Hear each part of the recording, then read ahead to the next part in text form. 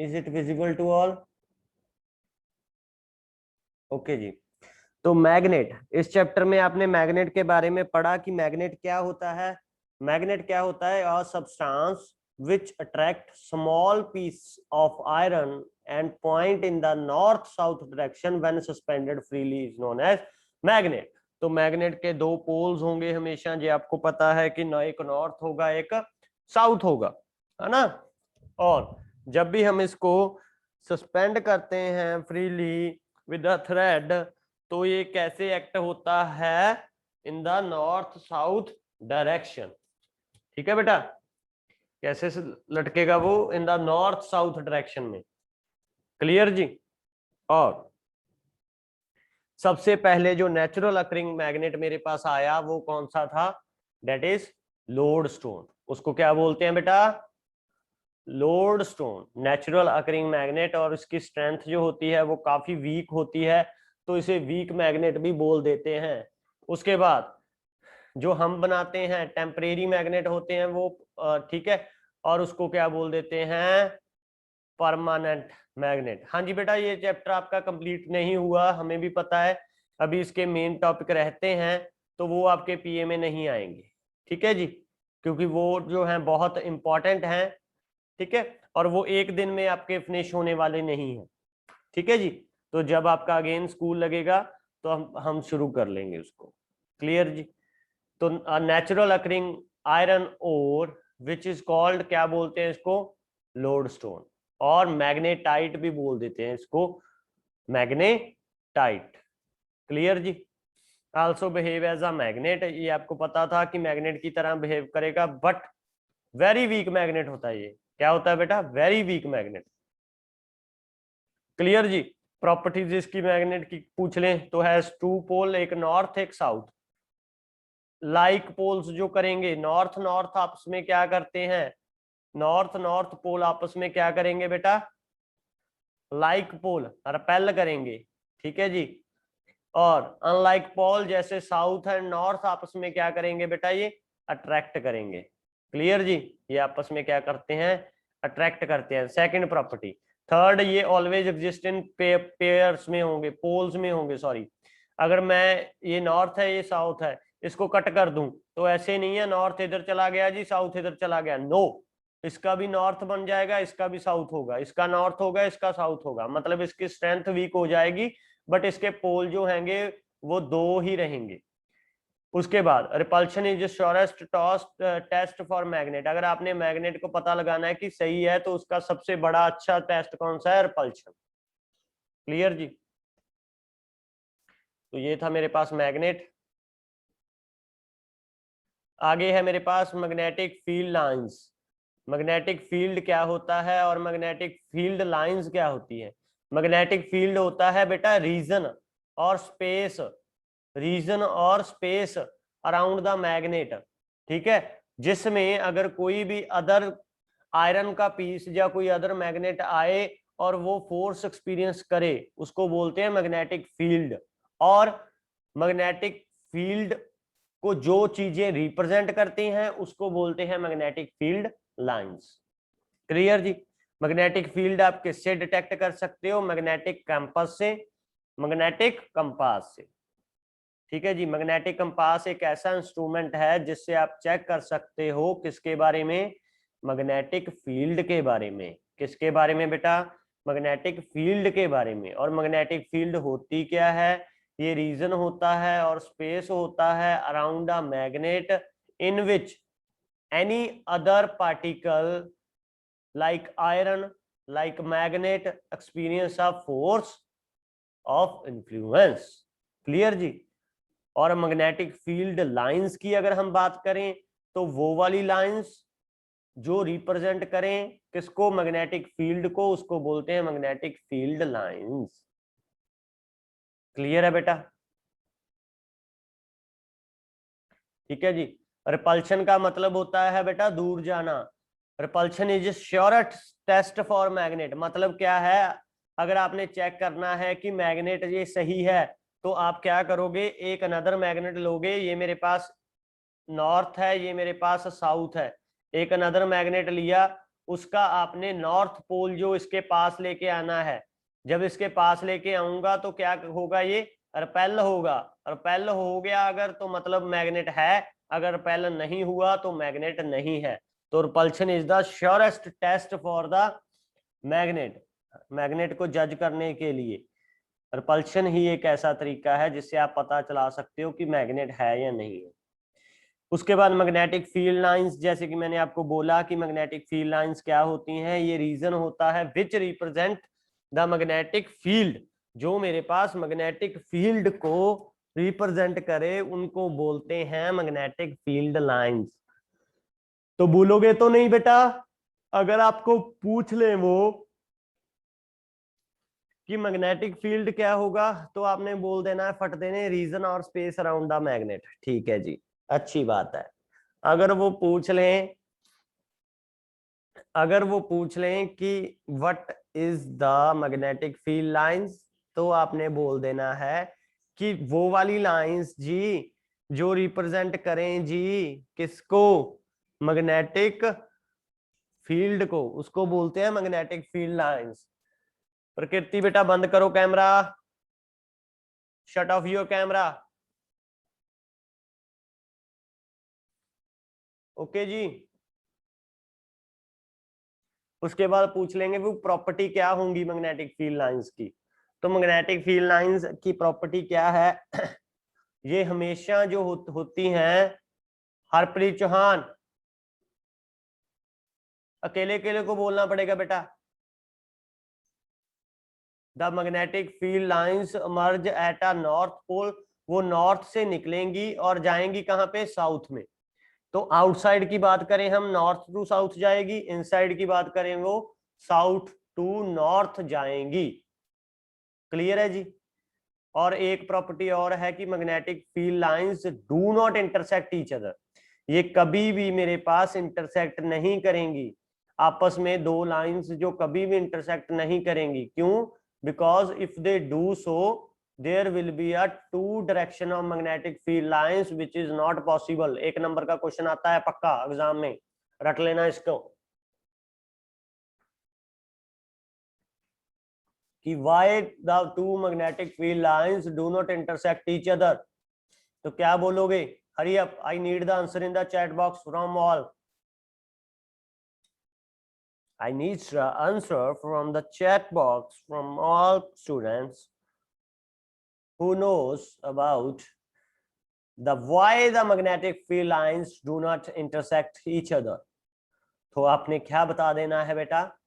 आपने बता देना है कि the magnetic field lines do not intersect each other because if they do so there will be a two direction of the magnetic field lines which is not possible, not possible, possible। ठीक है बेटा?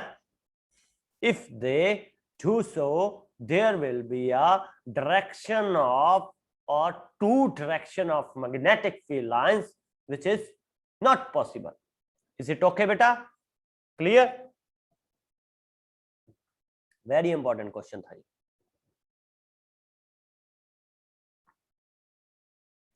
आगे है magnetic field due to a current carrying conductor.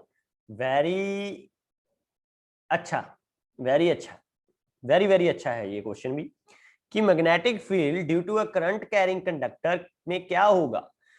पहले तो ये बात समझ लेना कि ऑरस्टर ने हमें डिस्कवरी दी थी एक, कि जब भी मेरे पास किसी कंडक्टर में से करंट गुजरेगा, पास होएगा, फ्लो होगा, तो उसमें मैग्नेटिक फील्ड लाइंस बनेगी ही बनेगी। ठीक है, ये हमेशा याद रखना कि ऑरस्टर ने एक एक्सपेरिमेंट किया, डिस्कवरी दी कि जब भी मेरे पास किसी कंडक्टर में से करंट पास होगा तो उसके इर्द गिर्द, उसके सराउंडिंग, उसके आले दुआले, उसके सराउंडिंग क्या होगा, मैग्नेटिक फील्ड। ठीक है जी। तो इसको चेक करने के लिए मैंने क्या लिया कि मैग्नेटिक कंपास ले लो जी, उसको प्लेस कर दो किसके नियर बेटा, कंडक्टर के अंदर। तो आपने क्या किया कि नीडल ने क्या की, शो डिफ्लेक्शन। नीडल ने क्या की बेटा, शो डिफ्लेक्शन। अगर तो साउथ से नॉर्थ तक कुछ गया तो वेस्ट में डिफ्लेक्शन होगी, अगर नॉर्थ टू साउथ जाएगा तो ईस्ट में डिफ्लेक्शन होगी। ओके, इसके बाद इसी को प्रूफ करने के लिए एक रूल आया, that is right hand thumb rule. Very important बेटा, एक नंबर में पूछे जाने वाला क्वेश्चनों में से एक क्वेश्चन है आपका राइट हैंड थंब रूल। आपने क्या करना है, राइट हैंड अपना उठाना है और इसको इस तरीके से रिप्रेजेंट करना है कि such that our thumb represent किसके लिए, करंट के लिए, and our finger represents the magnetic field lines. अगर तो थंब हुआ ऊपर तो फिंगर कर्ल्स जिधर को उधर को direction of magnetic field line, अगर थंब हुआ नीचे तो डायरेक्शन ऑफ जिधर को फिंगर्स की उधर मेरे पास मैग्नेटिक फील्ड लाइंस। क्लियर बेटा? तो the direction of magnetic field around a conductor is given by the right hand thumb rule. It states that if a current carrying conductor is held in the right hand such that thumb जो है represent करे direction of current को, तो finger wrapped around a current मेरे पास क्या बताएगी, magnetic field को। Hurry up, I need the answer बेटा।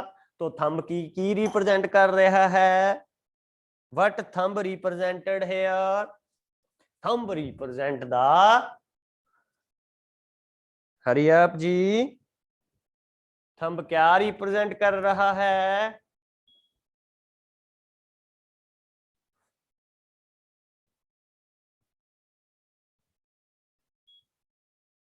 Thumb represent the direction of current, our finger represents the, our finger represent the, hurry up guys, please tell me the answer। हाँ जी, magnetic field lines को। Very good बेटा, ठीक है। तो right hand thumb rule कभी भूलोगी तो नहीं जिंदगी में, नहीं भूलने वाले ना, पक्का?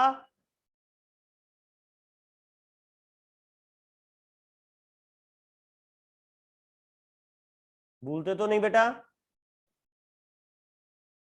ठीक है जी। उसके बाद आया magnetic field of a circular loop.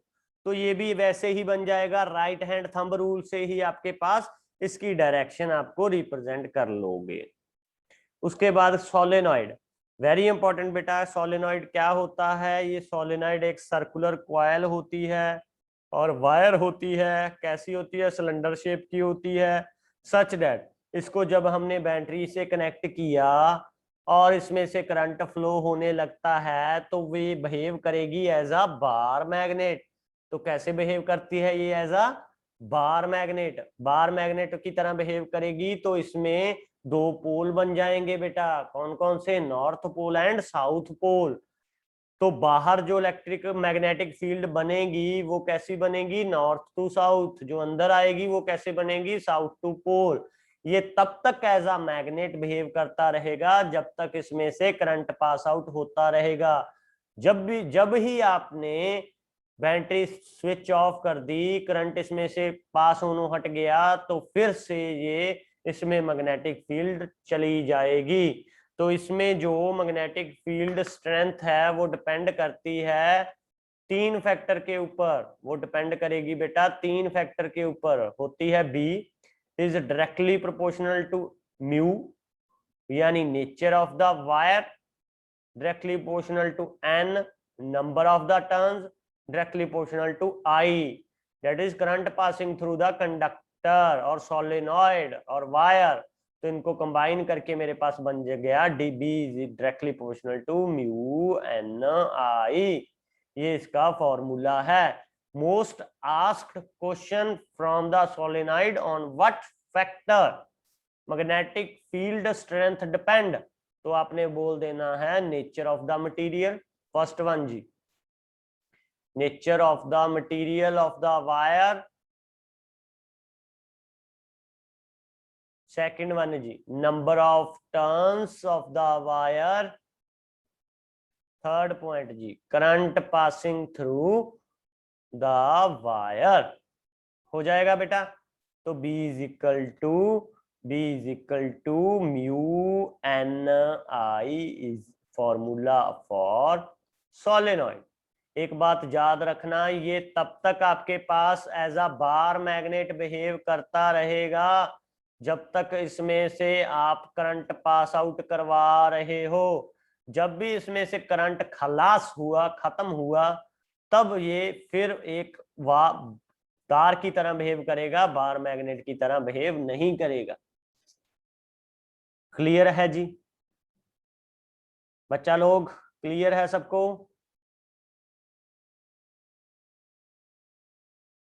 हो जाएगा जी। कोई डाउट किसी को?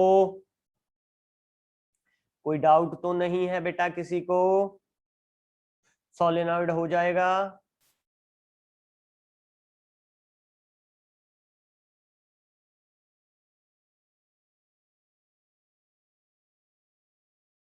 ओके जी, तो आगे देखो फिर। इलेक्ट्रोमैग्नेट। इलेक्ट्रोमैग्नेट बहुत इंपॉर्टेंट है बेटा। जैसे हमने सोलेनॉइड किया वैसे ही इलेक्ट्रोमैग्नेट है, लेकिन उसमें ओनली आप कॉयल ले लेते थे, वायर ले लेते थे। इसमें आपने एक आयरन का पीस लेना है और उसके अराउंड आपने वायरिंग करनी है। और इसका फायदा क्या है कि जो आयरन का पीस लिया आपने, वो बिहेव करेगा एज अ इलेक्ट्रोमैग्नेट। मतलब कि जब आपने बैटरी हटा भी दी, बैटरी आपने हटा भी दी, तो कुछ समय तक वो बिहेव करता रहेगा एज अ मैग्नेट की तरह। तो इसको बोलते हैं इलेक्ट्रोमैग्नेट। क्लियर जी? इसकी एप्लीकेशन की थी हमने, बहुत इंपॉर्टेंट एप्लीकेशन थी बेटा। आयरन फर्नेसेस में यूज करते हैं, भट्टियों में आयरन डालने के लिए, जहां पे बहुत टेम्परेचर होता है। गार्बेज में से अगर आपने आयरन को चूज करना है तो इलेक्ट्रोमैग्नेट यूज होता है। घरों में जो इलेक्ट्रिक बेल होती है उसमें इलेक्ट्रोमैग्नेट यूज होता है। क्लियर है बेटा? तो बहुत अच्छी इंपॉर्टेंस है इसकी, इलेक्ट्रोमैग्नेट की। बहुत इंपॉर्टेंट टॉपिक है ये भी। ठीक है बेटा? क्लियर?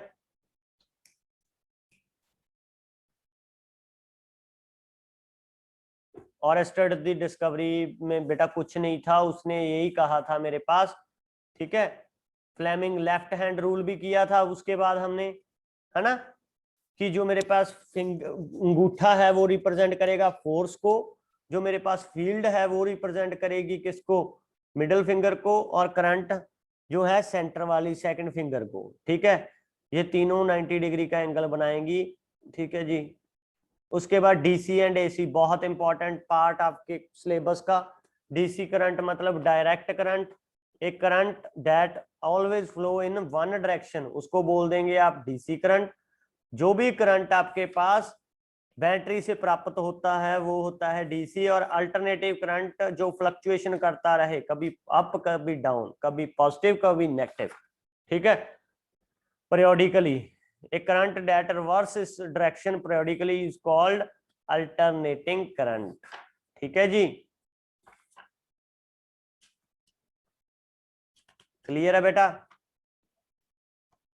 उसके बाद एडवांटेजेस की थी हमने।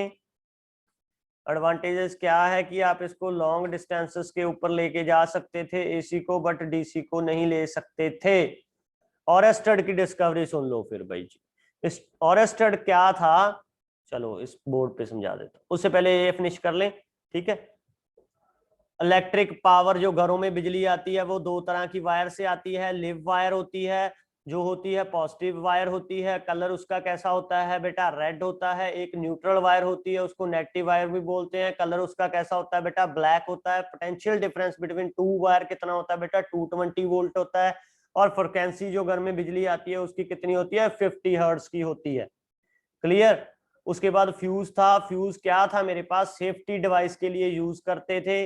इसमें एक बारीक सी तार लेते थे जिसका रेजिस्टेंस हाई होता था लेकिन मेल्टिंग पॉइंट हाई लो होता था। ठीक है? जब भी इसमें से ज्यादा करंट पास आउट होगा तो ये वाली तार जो इसके बीच वाली है वो ब्रेक डाउन हो जाएगी, जल जाएगी, सड़ जाएगी। ठीक है, और आपके घर की बिजली, ठीक है, बत्ती गुल हो जाएगी और आपके सर्किट जो है वो खराब नहीं होगा। सर्किट खराब होने के दो कारण होते हैं, एक ओवरलोडिंग, एक शॉर्ट सर्किटिंग। ओवरलोडिंग का मतलब जब आपने ज्यादा अप्लायंस चला दिए एक ही समय में तो उसको बोलते हैं ओवरलोडिंग। शॉर्ट सर्किटिंग का मतलब जब live wire and neutral wire आपस में कनेक्ट हो जाती हैं और there would be a blast और स्पार्क, ठीक है, तो इन सबको रोकने के लिए आप सेफ्टी डिवाइस यूज करते हो। वो कौन से? फ्यूज। क्लियर जी? ऑरेस्टेड की डिस्कवरी समझ लो, ठीक है। ऑरेस्टेड क्या कौन था? एक ऑरेस्टेड साइंटिस्ट था, उसने 1819 में एक डिस्कवरी दी। किसने? ऑरेस्टेड ने, ठीक है। उसने क्या बताया कि जब भी मेरे पास करंट फ्लो होगा, उसने शो किया, show that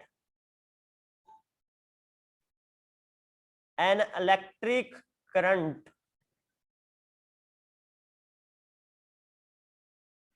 flowing through a wire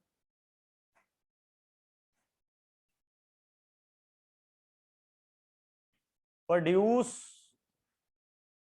a magnetic field around it। मतलब समझो ध्यान से, एक कंडक्टर ले लिया मैंने, कोई भी वायर, जब भी इसमें से इलेक्ट्रिक करंट पास हो रहा है तो इसके अराउंड जो होगी मैग्नेटिक फील्ड बन जाएगी, बनेगी ही बनेगी मैग्नेटिक फील्ड।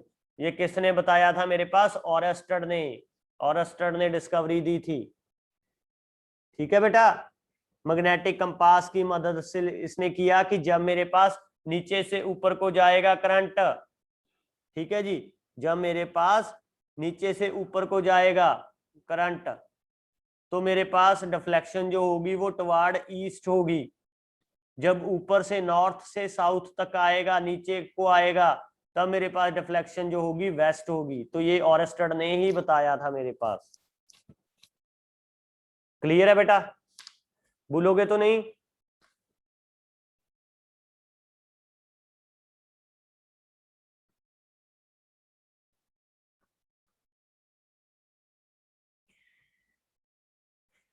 ठीक है जी, हो जाएगा बेटा।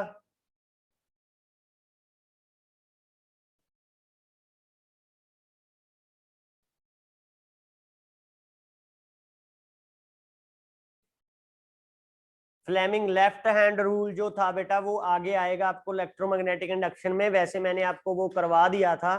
वो क्या कहना चाहता था फ्लेमिंग? फ्लेमिंग ने दिया लेफ्ट हैंड थंब रूल या लेफ्ट हैंड रूल ओनली, बस फ्लेमिंग कर लो एक बार फिर। फ्लेमिंग लेफ्ट हैंड रूल जी, फ्लेमिंग लेफ्ट हैंड रूल जी, ठीक है।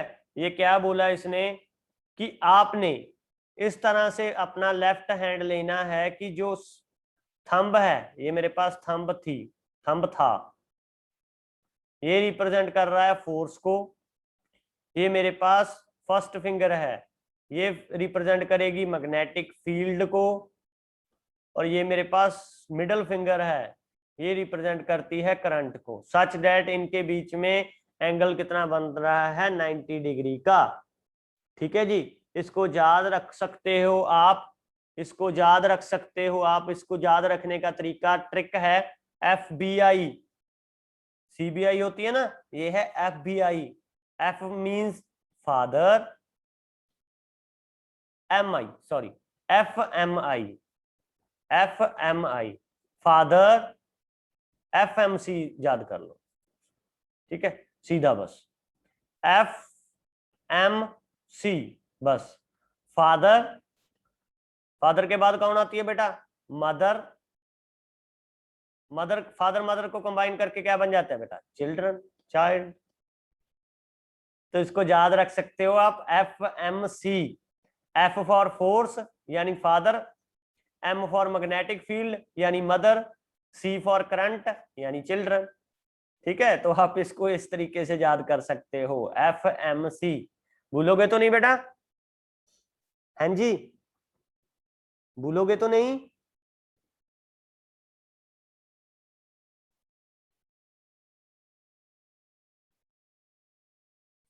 ठीक है जी। तो अगर आपने फोर्स फाइंड आउट करनी है, यही ये डिपेंड करेगी फर्दर 3 फैक्टर के ऊपर, that is F is directly proportional to I, first one. F is directly proportional to B, third one. F is directly proportional to L। ठीक है जी।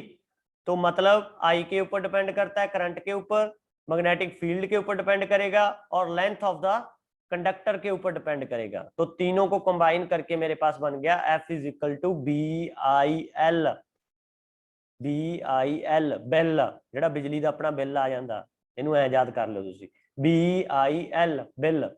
B for magnetic field, I for current, L for length of the conductor। तो इस वाले sign को हटाने के लिए मेरे पास क्या लगा दिया, BIL साइन थीटा। ये आपका फोर्स का फॉर्मूला है जी, लेफ्ट हैंड रूल ने दिया ये हम आगे करेंगे वैसे। ठीक है, आप कह रहे थे कि करें करें करें, तो इसलिए मैंने आपको करवा दिया। ठीक है जी। बिल, बिजली वाला बिल है ना, पानी वाला बिल, स्कूल वाला बिल, मोबाइल रिचार्ज वाला बिल, तो bill BIL। Left hand rule को कैसे यूज याद करोगे आप, father mother child, F for force, M for mother for magnetic field, children for current, FMC। Okay बेटा, तो होप सो मेरे साथ पढ़ के आपको अच्छा लगा होगा, है ना।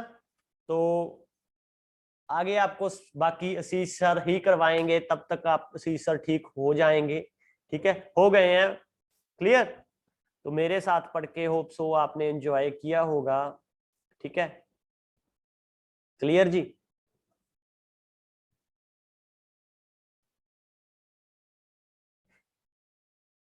कुछ नहीं हुआ बेटा, उनको बस जस्ट फीवर था, इसीलिए वो क्लासेस नहीं लगा रहे थे। क्लियर जी? नेक्स्ट आपको फिर वही करवाएंगे। ठीक है जी, ओके जी।